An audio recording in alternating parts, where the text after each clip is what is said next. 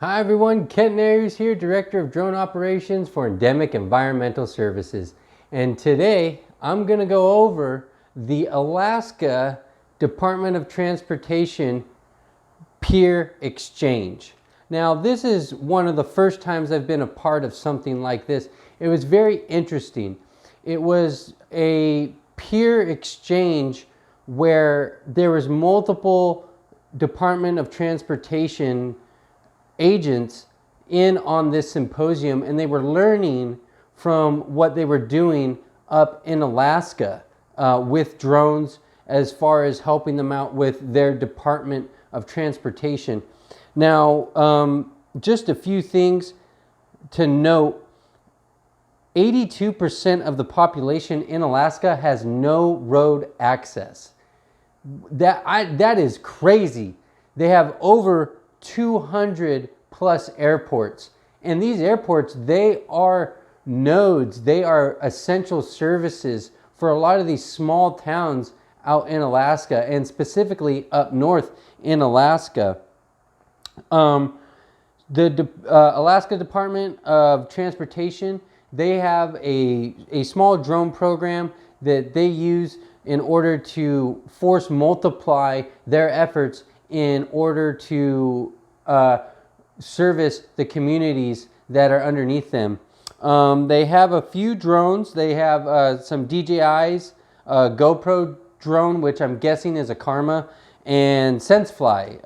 They fly an EB, the SenseFly EB, and then they did mention that they do have a Phantom 4 Pro with RTK. A couple of the things that they've been leaning towards, they're looking, what they did mention was, instead of using NOTAMs and DROTAMs, they were looking to possibly move towards more using TFRs for some of the flight operations that are 400 feet and above, which is a really great idea because that will send DJIs, which are the most prevalently used commercial drones, geofence locks. That way they can handle what they need to in order to serve the public without any type of mitigation or anything interfering with what they want to do. Secondly, they use LiDAR for vegetation management and things of that nature. They've used things like an online web map that allows them to communicate across different sections within their department, sharing things like ice road inspection, which is amazing. Of course, they would be one of the only people to use it for that. Makes a lot of sense. Obviously, you want to make sure that that ice isn't too hot when those trucks are driving over it. Obviously, you don't want the trucks driving in and through the ice into the water.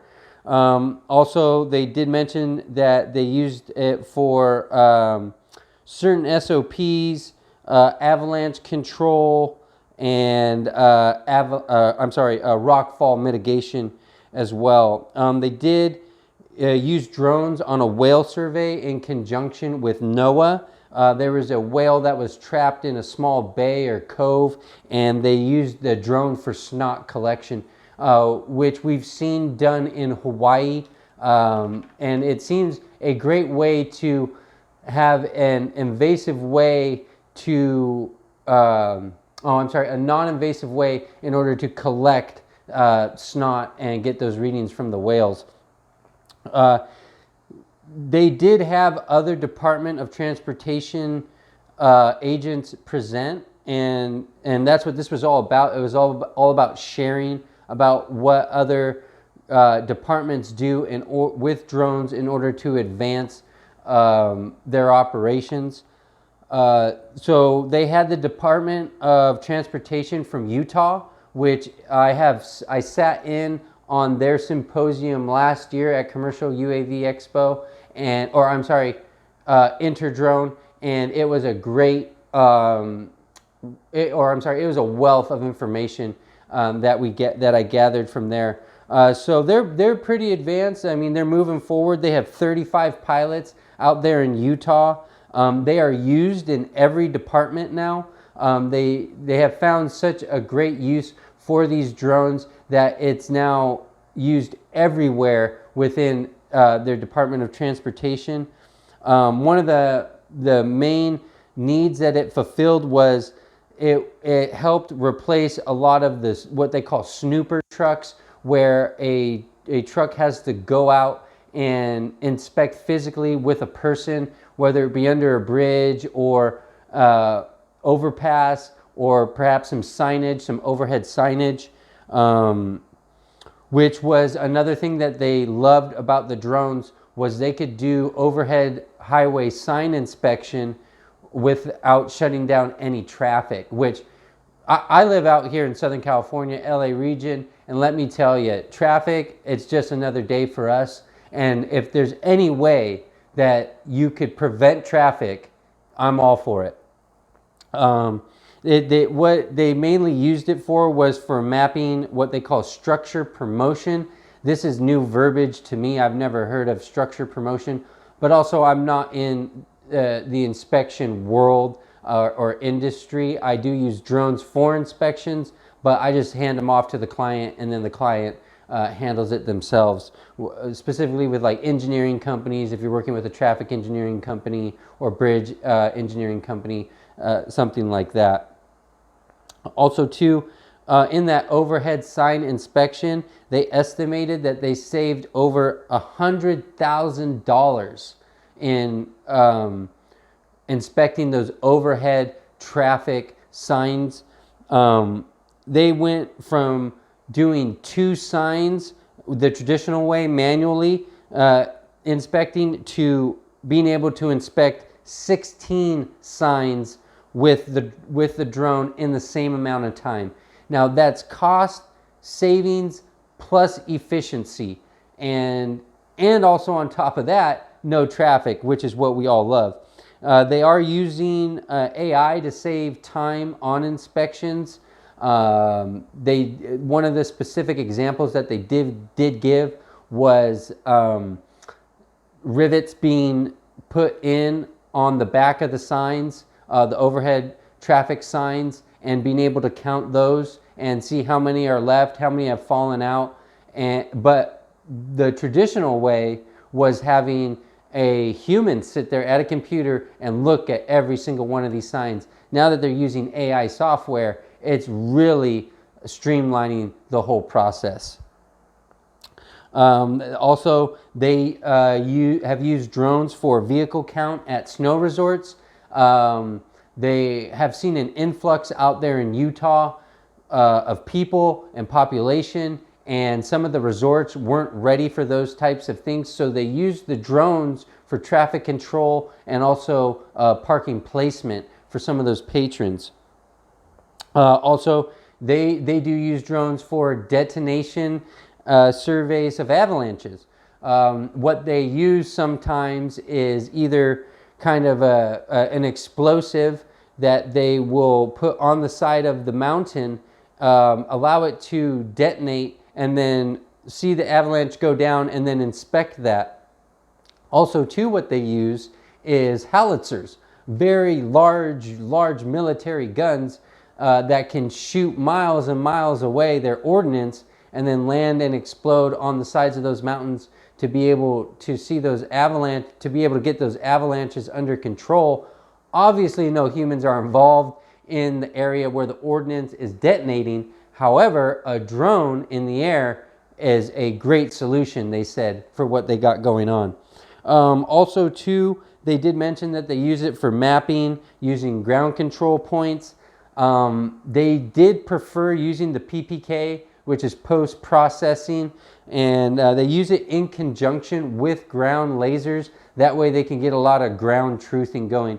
It seems like they had a very robust standard operating procedures with the Department of Transportation from Utah. They've really done their due diligence out there, and it really looks like they are one of the people at the forefront of using drones as a surveying technology and helping out the Department of Transportation there in Utah. Also, he did mention that they use LiDAR and LiDAR versus point cloud. LiDAR is a time saver when it comes to heavy vegetation. Those light points can get in between the vegetation in order to hit the ground and get some ground truthing going. Being able to get those measurements through the foliage is big. Also, what they did mention in those vegetation areas, it could take employees, a physical human, anywhere between 2 weeks, even sometimes up to a month to get those surveys done. With a drone, they did it all in one day. So right there, cost savings, liability savings.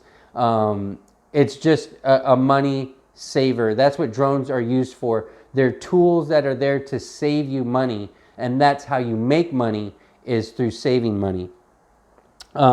They use a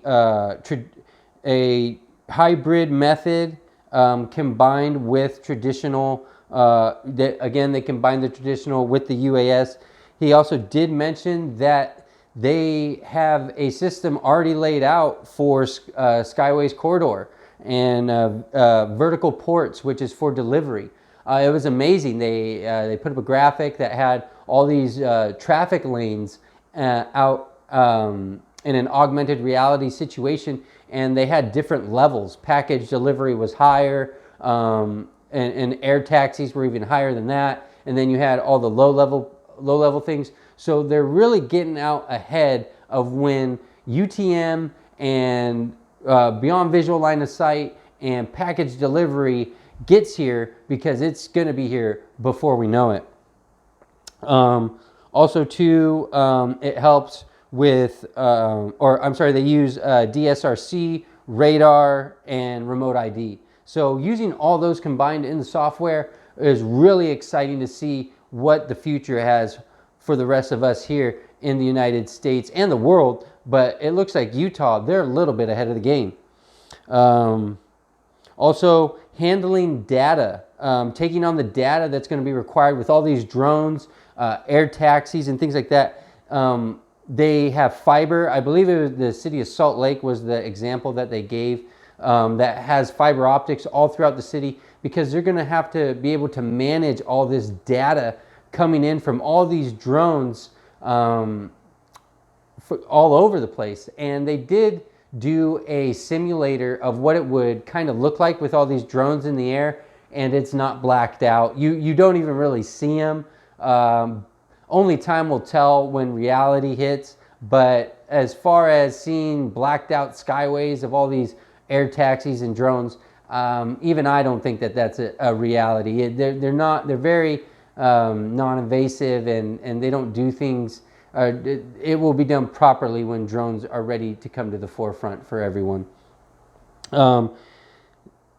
He did mention that, or the presenter did mention that the Department of Utah, he had allocated $3 million over the next 5 years that drones was going to save them. He said that they've already almost reached that benchmark with 2 years left.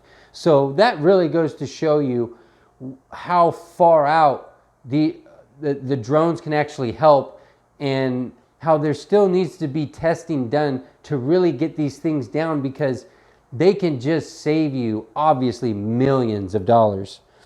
And they also did use them for windstorm surveys and other surveys, snow surveys, and things like that. The Department of Transportation of Utah, they definitely are at the forefront, and I look forward to learning more from them in the upcoming years. On to the next segment, they did have Sergeant Mark Hulscotter. Sorry if I butchered the name again. And he is from the Anchorage Police Department, and he showed and displayed how drones are helping them out there. He said it's been a benefit to the city, as well as keeping privacy. That was what their major hurdle was to make sure, explaining to the public that they were not going to be using these drones to spy on people or nefarious situations, or using them for personal use and things like that. That there is an SOP involved, and that these things just aren't fly and go type of situations. He mentioned that they fly under a COA, which means within their jurisdiction they have certain parameters that the FAA has allowed them to do, but outside that jurisdiction they're not allowed to do those parameters. And the jurisdiction seemed to be like it was the city of Anchorage itself. He did also mention that all of his drone pilots are Part 107 certified. So again, if you are an agency, you can wear two hats. If you have a situation where it's police work, you put on your COA hat, your jurisdictional COA hat, and you can follow everything under the jurisdictional COA. Once something comes out of the jurisdictional COA, you can put on your Part 107 hat and use it for that. He said they use it for search and rescue, tactical deployments, and crime scene investigation, mainly traffic, for general public safety, earthquake damage survey on the ports. Alaska has been known for its earthquakes, and drones is obviously a great solution to understand what the damage is that happened out there in the aftermath of an earthquake. He also mentioned what are the reasons they will and will not use a drone. They have that in their SOP, which is good. It's good to have that transparency out there. Their operations must be approved by a special operations commander, and they do support the fire department with thermal use for hotspots.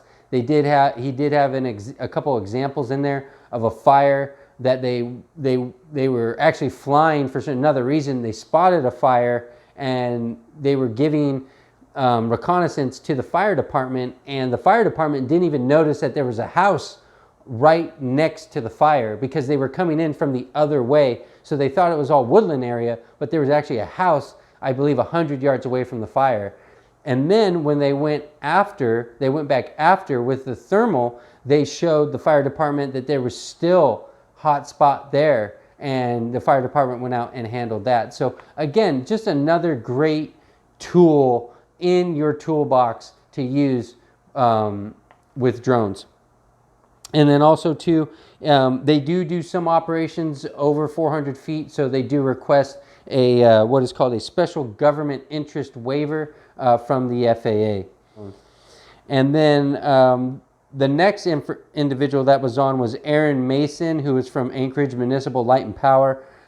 He was a utilities and construction survey specialist using drones. What they like to use it really for is what they call reality capture for utilities, which is those real images that you would like to see.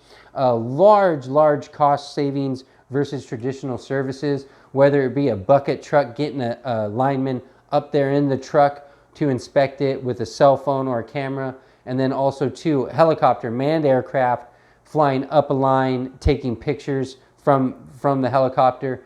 I personally have done transmission and distribution inspection, and the feedback that I got from some of the smaller utilities that I had come in contact with was that it not only saves time, but you get a better quality inspection from the drones. And it makes sense, right? I mean, who wants to climb up a 275,000 volt tower in order to take some pictures? It's very safe, lowers liability, and is a great avenue for drones to expand in. Also too, they use the inspection for additional confirmation on some of the archival footage that they already have. And if there is an issue, obviously, human hands will always be involved. They can't get a bucket truck out there, lift a lineman up, and they can really see what's going on. He did mention that screening and categorizing with the data management is critical to interdepartmental sharing. Different departments can share and see what's going on. They have kind of like a hub, and then all these departments can go and capture or look at and investigate the drone footage. So if you have, say for example, traffic did, the Department of Transportation did a survey on a road, and then say there was an accident, the police department could go in, see what the road was like before the accident, and then they can compare those two. So that's really all I have for today, coming from that peer exchange. I thank the Alaska Department of Transportation. I thank the Utah Department of Transportation. I thank Jack Sloan, and I do thank Aaron Mason from Anchorage Municipal Light and Power for sharing all your information and everything that you do for your community is almost a thankless job. But again, thank you for doing this and presenting. Again, my name is Kent Nerhus, Director of Drone Operations for Endemic Environmental Services. And remember, fly safe out there.